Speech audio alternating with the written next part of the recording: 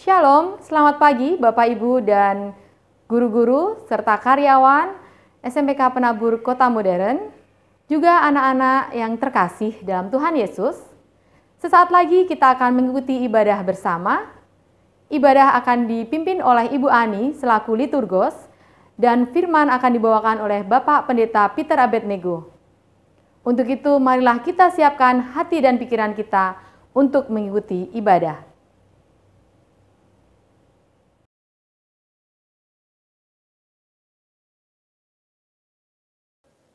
Selamat pagi Bapak Ibu Guru dan karyawan serta siswa-siswi SMPK Penabur Kota Modern. Marilah kita memulai kebaktian kita dengan menyanyikan KJ 64 bait yang pertama dan yang kedua.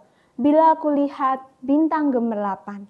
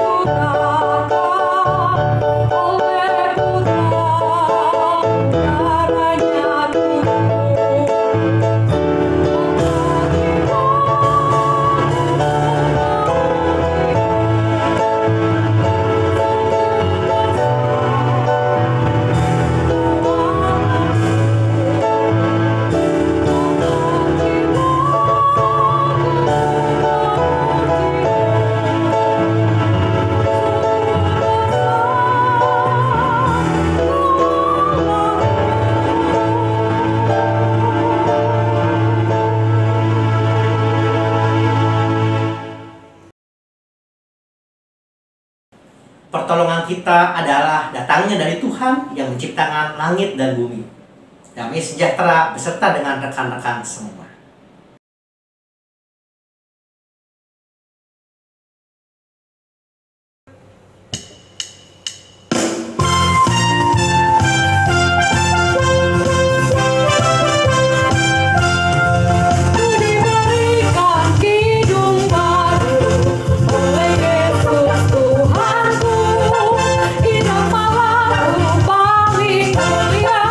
Hidup kasih yang baru.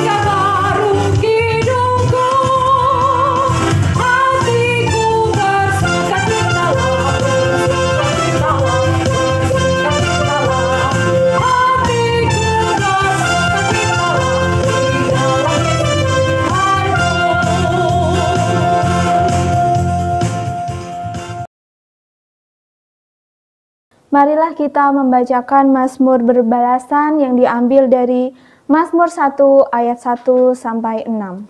Berbahagialah orang yang tidak berjalan menurut nasihat orang fasik, yang tidak berdiri di jalan orang berdosa, dan yang tidak duduk dalam kumpulan pencemooh.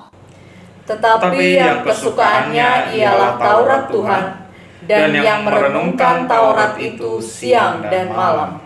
Ia seperti pohon yang ditanam di tepi aliran air, yang menghasilkan buahnya pada musimnya, dan yang tidak layu daunnya, apa saja yang diperbuatnya berhasil. Bukan demikian orang fasik, mereka seperti sekam yang ditiupkan angin. Sebab itu orang fasik tidak akan tahan dalam penghakiman, begitu pula orang berdosa dalam perkumpulan orang benar. Sebab Tuhan mengenal jalan orang benar, tetapi jalan orang fasik menuju kebinasaan.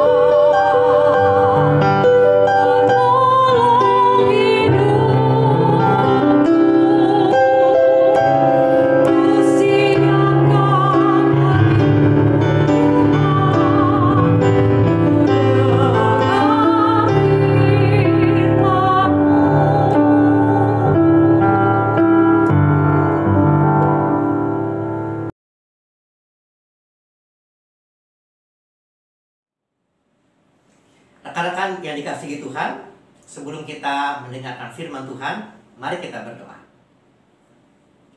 Bapa Surgawi, sabdamu kami nantikan, dan dengan pertolongan roh daripadamu lah yang dapat membuat kami mengerti akan kehendak-Mu. Dalam Kristus Tuhan Allah kami berdoa. Amin. Saat ini kita akan merenungkan firman Tuhan dari Amsal pasal 1 ayat 1 sampai 7. Amsal-amsal Salomo bin Daud, Raja Israel, untuk mengetahui hikmat dan didikan, untuk mengerti kata-kata yang bermakna, untuk menerima didikan yang menjadikan pandai, serta kebenaran, keadilan, dan kejujuran, untuk memberikan kecerdasan kepada orang yang tidak berpengalaman, dan pengetahuan, serta kebijaksanaan kepada orang muda. Baiklah orang bijak mendengar dan menambah ilmu, dan baiklah orang yang berpengertian memperoleh bahan pertimbangan. Untuk mengerti amsal dan ibarat, perkataan dan teka-teki orang bijak. Takut akan Tuhan adalah permulaan pengetahuan, tetapi orang bodoh menghina hikmat dan didikan. saat ini kita akan merenungkan sebuah tema di dalam pemberitaan firman Tuhan, yaitu be smart and wise. Berhikmat dan kemudian bijaksana. Smart, pandai dan bijaksana. Setiap orang tentunya ingin hidup sukses, berhasil dan bahagia. Sukses, berhasil dan bahagia dapat menjadi sebuah tujuan. Bagaimana cara untuk menggapai itu semua? Tentu ada banyak cara. Ada banyak hal-hal yang penting untuk diutamakan supaya kita bisa berhasil dan sukses. Tetapi di antara hal-hal yang penting, kita juga perlu mengetahui apa yang terpenting di antara yang penting. Kita mau belajar dari sosok seseorang mengenai keberhasilan, kesuksesan. Kita akan belajar dari sosok yang namanya Raja Salomo. Raja Salomo, anak dari Raja Daud. Kisah hidup Salomo dapat kita lihat dalam 3 babak kehidupan. Pertama, sebagai baru menjadi raja, orang yang baru menjadi raja. Yang kedua adalah ketika Salomo menjadi raja yang sukses, makmur dan terkenal. Dan yang ketiga, akhir dari kehidupan Salomo. Dalam babak yang pertama, ketika Salomo baru menjadi raja, dia merasa belum berpengalaman. Dia belum punya banyak pengetahuan. Dia merasa sebagai seorang raja yang biasa, belum punya sebuah hal yang istimewa, belum punya banyak pengetahuan dan pengalaman. Ketika dia merasa belum punya apa-apa, dia memohon hikmat dari Tuhan.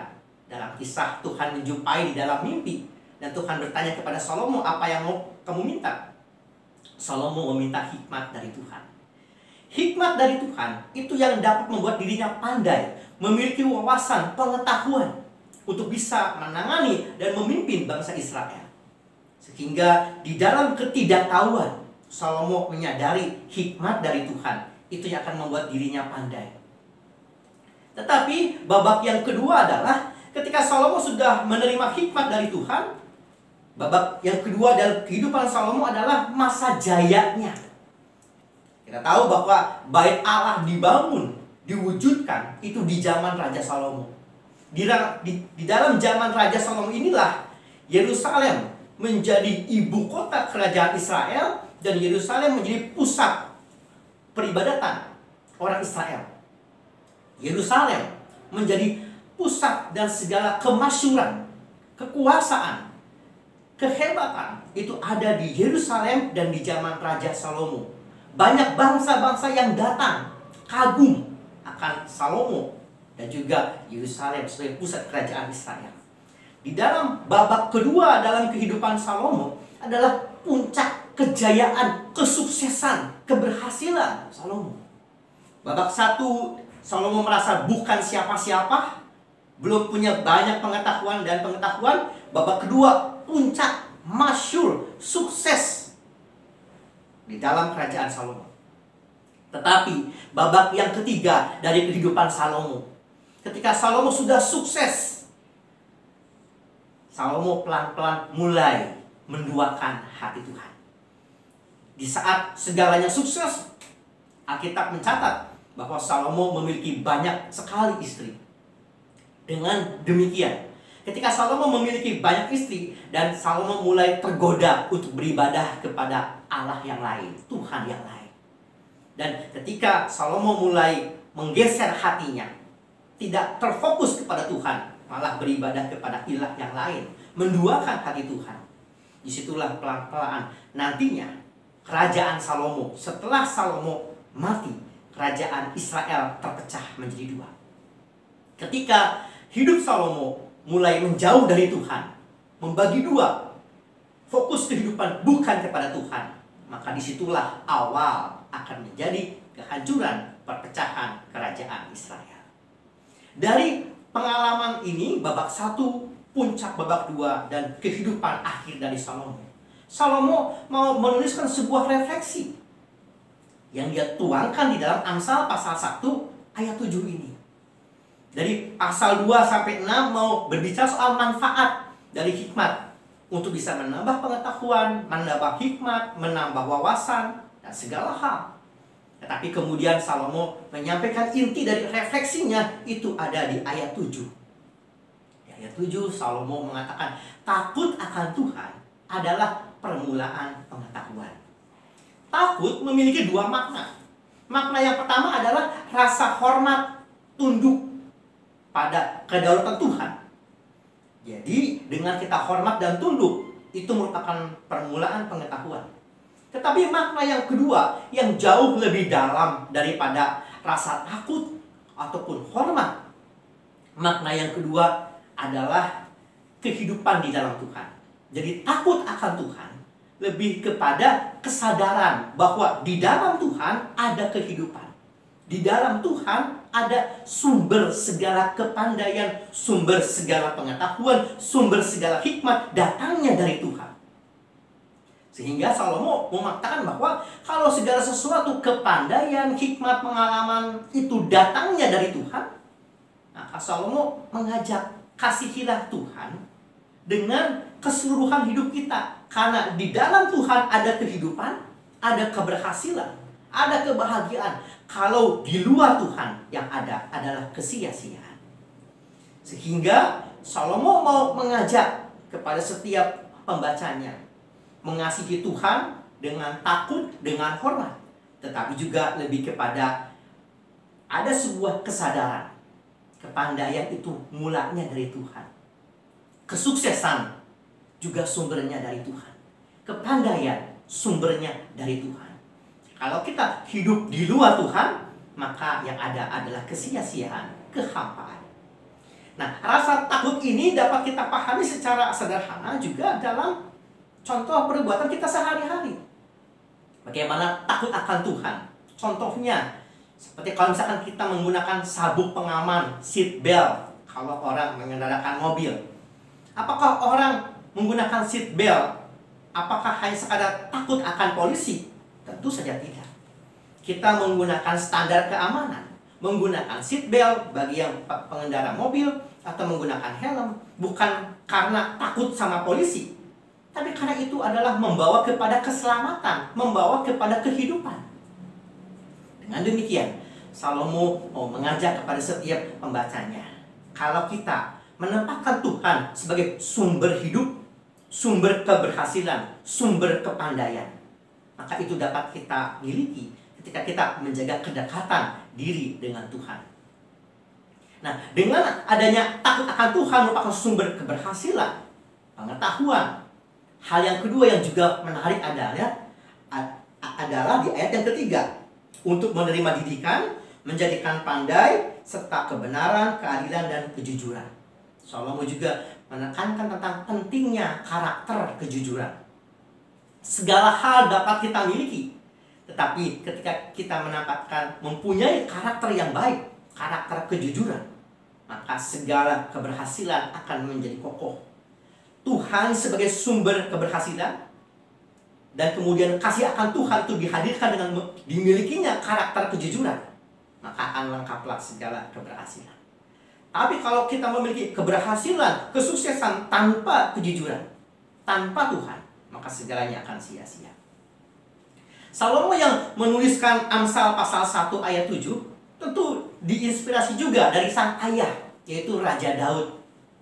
Kalau Salomo di ayat 7 mengatakan takut akan Tuhan adalah permulaan pengetahuan, Salomo terinspirasi dari sang ayah ketika sang ayah menuliskan Mazmur pasal 1 ayat 1-3.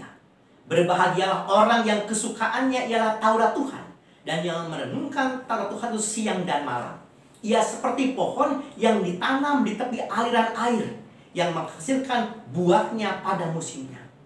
Pohon yang ditanam di tepi aliran air adalah pohon yang tahu ketika dia ada pada sumber kehidupan, yaitu air, dia akan tetap bisa bertahan. Pentingnya pohon mengenal sumber kehidupan. Sama seperti Daud yang mengetahui kedekatan dengan Tuhan adalah sumber kehidupan. Kita juga dapat belajar dari seorang tokoh yang bernama John Sung. John Sung adalah seorang yang dari Cina daratan. Kemudian dia belajar ke Amerika. Dia di Amerika dia belajar sampai S3, sampai doktoral, sampai S3 ya. Dan ketika dia sudah selesai studi S3-nya, dia mau kembali ke China. dengan menggunakan kapal laut. Di tengah perjalanan, ya dia ingat buat apa semua ijazah ini. Sebagian ijazahnya dibuang ke laut, tapi ada satu ijazah yang dia pegang baik-baik dan dia serahkan kepada ayahnya. Ayah, aku sudah seperti harapanmu. Aku sudah sekolah yang tinggi, tapi ini aku berikan. Tapi terlebih dari itu, aku punya sebuah kerinduan untuk menjadi pekabar Injil. Johnson kemudian menjadi pekabar Injil dari Cina ke Asia, juga sampai ke Indonesia. Ada begitu banyak orang Kristen yang terpanggil hidupnya menerima Kristus karena pekabaran dari Johnson. Johnson sudah punya kepandaian, sudah sampai di S3. Tapi dia punya sebuah filosofi yang juga dapat menjadi inspirasi dalam kehidupan kita. Johnson mengatakan begini, semakin kita banyak menghadapi pergumulan hidup yang berat, semakin banyak pergumulan hidup kita berat, semakin kita membutuhkan jam doa semakin besar. Semakin besar pergumulan hidupmu, semakin banyak juga kita membutuhkan doa. Seperti Johnson memandang doa itu sumber kekuatan. Semakin engkau banyak masalah, makin butuh kita berdoa. Doa yang juga menginspirasi dari Salomo. Kalau buat kita bagaimana? Banyak orang berkreativitas, cari ide, udah mentok baru berdoa. Terbalik. Kita seharusnya berdoa terlebih dahulu, baru mencari ide dan kreativitas. Bukan kalau udah mentok baru ingat Tuhan. Segala kepandaian, segala ide, segala inspirasi datangnya dari Tuhan. Maka milikilah doa, jam doa secara khusus, kedekatan diri dengan Tuhan. Maka itu akan menjadi sumber inspirasi buat kita, sumber kepandaian.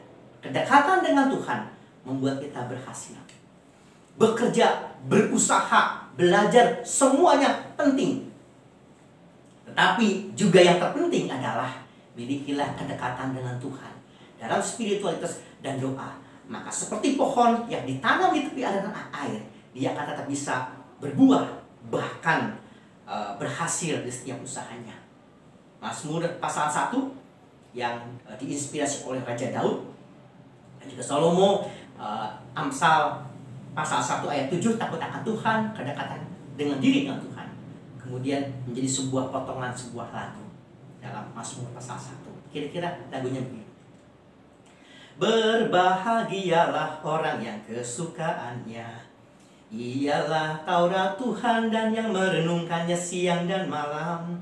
Ia seperti pohon yang ditanam di tepi aliran air, yang menghasilkan buahnya pada musimnya.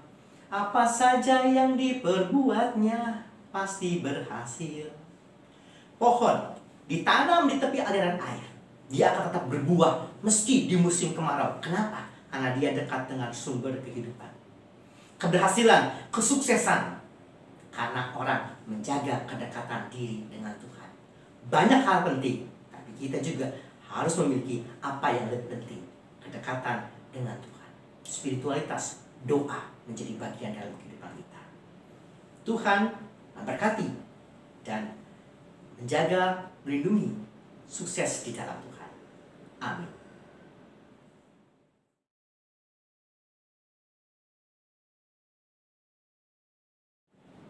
Dan kini, marilah kita menaikkan doa syafaat. Tuhan Yesus, Allah yang baik, kami bersyukur atas segala hikmat, kepandaian, kebijaksanaan yang dari Tuhan. Kami hendak berdoa Tuhan untuk siswa-siswi SMPK Penabur Kota Modern. Tuhanlah yang memberikan kami hikmat dan kesehatan. Dan secara khusus di dalam masa pembelajaran jarak jauh, Tuhanlah juga yang memberikan kami sukacita dan semangat tetap mengikuti pembelajaran jarak jauh. Kami juga Tuhan hendak berdoa untuk para guru dan karyawan.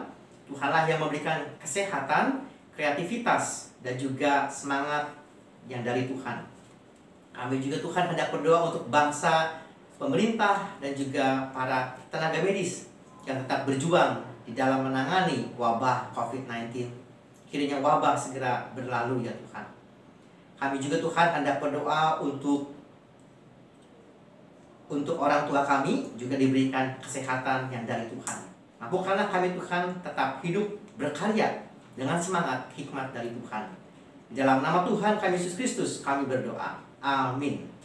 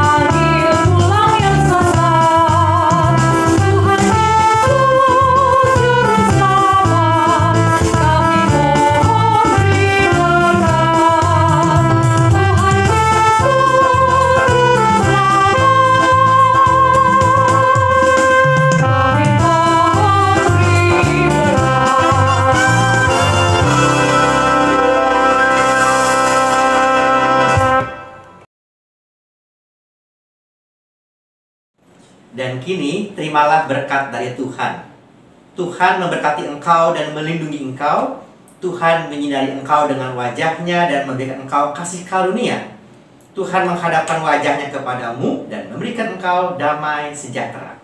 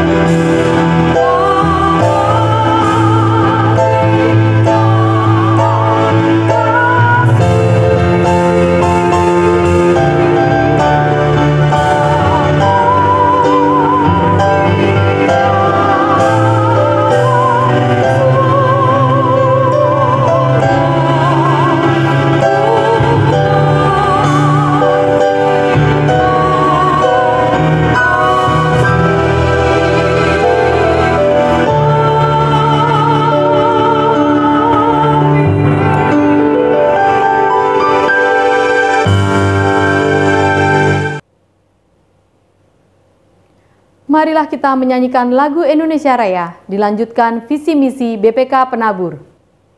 Kemudian dilanjutkan menyanyikan lagu Mars BPK Penabur dan visi misi SMPK Penabur Kota Modern.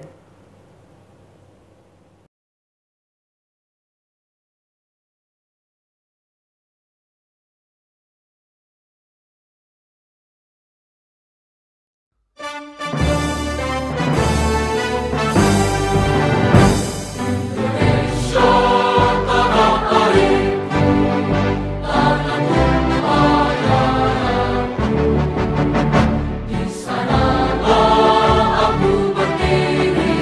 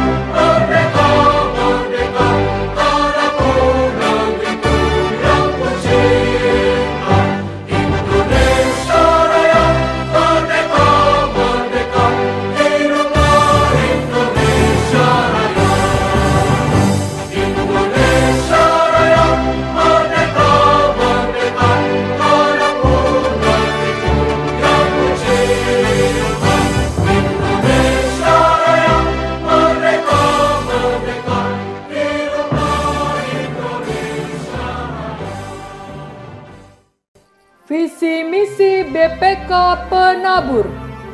Visi: menjadi lembaga pendidikan Kristen unggul dalam iman, ilmu, dan pelayanan.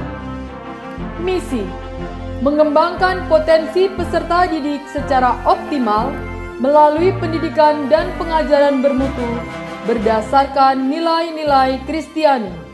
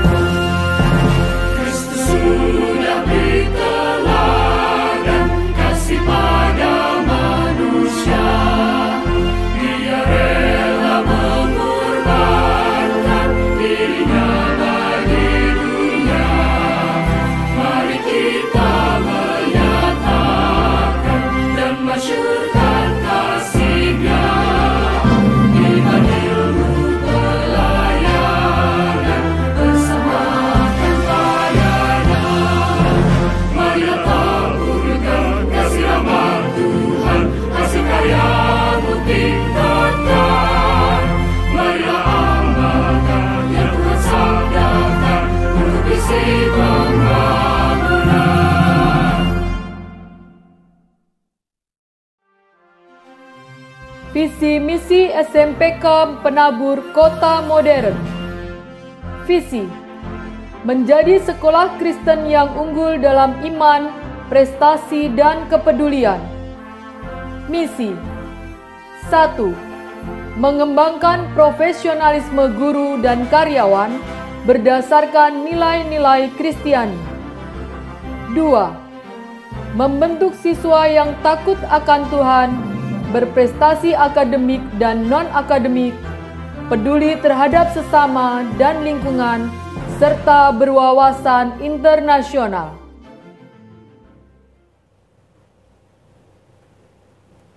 Ibadah telah selesai. Kami mengucapkan terima kasih kepada Bapak Pendeta Peter Abednego yang telah menyampaikan firman Tuhan. Juga terima kasih kepada Bapak Ibu Guru, serta karyawan, dan para siswa SMPK Penabur Kota Modern yang telah mengikuti ibadah pada hari ini. Selamat belajar, Tuhan Yesus memberkati.